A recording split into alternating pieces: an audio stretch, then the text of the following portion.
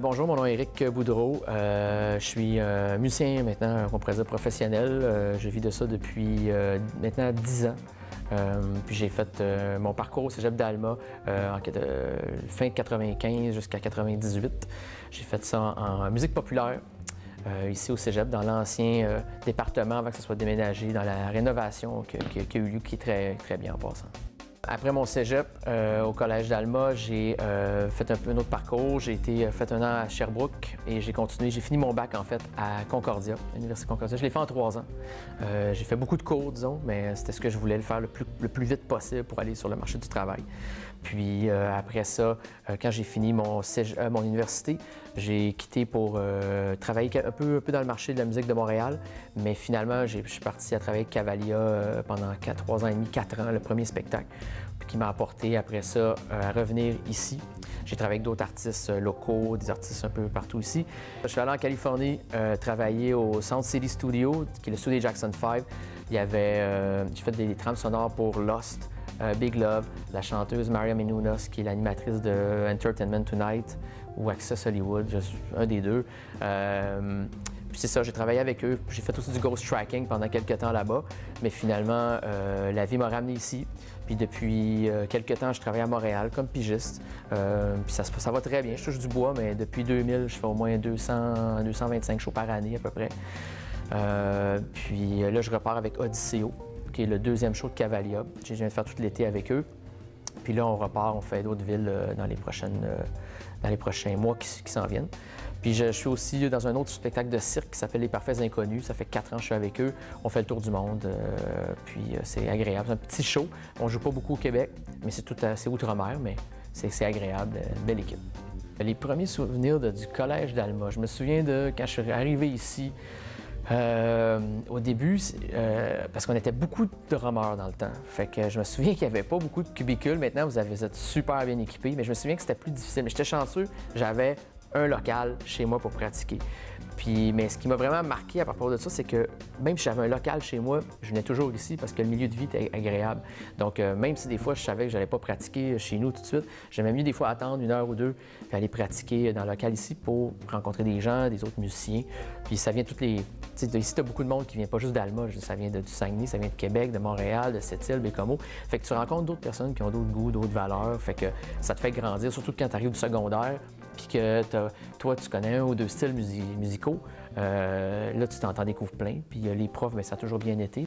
J'ai fait 2-3 fois cégep en spectacle là, avec des groupes. Comme j'ai dit, je chantais dans un des événements. C'était vraiment mauvais. Ma carrière de chanteur était à oublier tout de suite. Mais ça a été le fun. Oui, on a fait des concours avec l'ensemble de percussion à Chicoutimi. C'était super.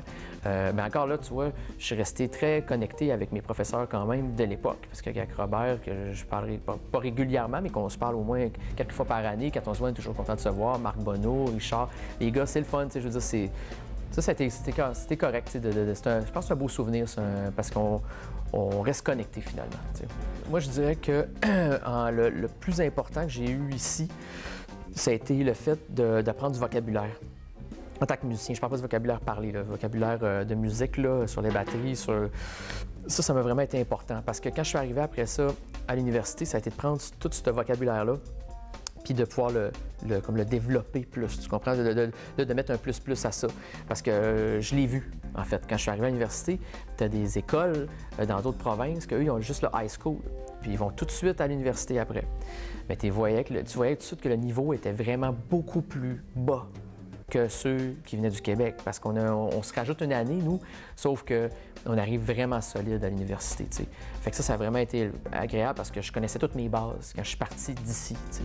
Fait qu'après ça, c'était beaucoup plus facile de les transmettre, ou même à la limite de les développer sur le marché du travail assez vite, tu sais. Quelqu'un pourrait faire sa technique ici, pas faire d'université, puis travailler après, là, je veux dire, tu sais, il n'y aurait pas de problème, là. Ça dépend de la maturité des gens, mais oui, c'est faisable. On avait des cours de groupe que je me souviens de percussion. je veux dire, on était tous les drummers, percussionnistes en même temps, puis on avait des ateliers, ça a vraiment été agréable. Moi, je dirais que qu'est-ce qui m'a le plus marqué de ce côté-là, c'était la bibliothèque. On vous avez peut-être ri, là, mais vous aviez, dans le temps, le YouTube, là, ça n'existait pas. Je veux dire, l'Internet, il y en avait, mais c'était lent. Là, fait qu'il y avait au moins une vingtaine de vidéos de drum. C'était le meilleur accès que j'avais. Puis je me souviens, je pouvais aller visionner, ouais, mais juste emprunter les DVD, c'était des cassettes VHS. Je peux les prendre puis les écouter. Ça a été pour moi quelque chose qui m'a fait grandir à fond. Il y a une cassette, je pense que c'est moi qui l'ai usée le plus ici. Là. Fait que c'est brisé, je vous dois une cassette de Peter Erskine. Je pense que je l'ai écouté 250 fois. Puis je l'écoute encore. Puis j'aime le playing, j'adore comment c'était fait. C'est vieux, c'est 80 quelque chose, mais oui, je pense la bibliothèque, ça, j'y ai passé du temps là. Ça fait un peu nerds, là, mais oui, j'étais souvent là, tu sais. Oui, ça, c'est le fun, l'espèce d'ambiance plus relaxe, plus décontractée. Ça, j'ai toujours aimé ça. C'est bien d'être quand même consciencieux, d'être, je dirais pas sévère, mais quand tu es en musique, quand même, c'est un art. Fait qu'il faut quand même que tu sois assez strict dans tes affaires pour évoluer. Mais c'est quand même le fun aussi qu'il y ait soit plus relax aussi, là, je veux dire, ça aide à l'apprentissage, le monde se sent plus chez eux comme c'est un salon, tu sais. Même les techniciens, Marc au son, Jean-Marc à la technique, c'est de ne pas lâcher non plus, hein, pratiquer puis de vouloir. Hein. C'est sûr que, pas se cacher, il y a un étau à un moment donné, puis il y a des gens, il y a un tri qui se fait naturel de la vie, tu sais.